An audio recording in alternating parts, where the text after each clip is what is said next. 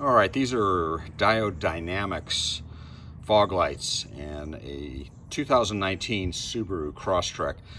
And the problem with these lights is normally when you mount them, you can't adjust them. So you can't adjust tilt or right-left adjustments. So what I did was kind of came up with a couple of simple mods that you could do to do that.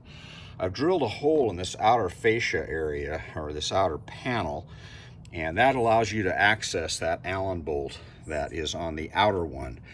For the inner one, to be able to access that, I took a 4mm Allen wrench and I have shortened it.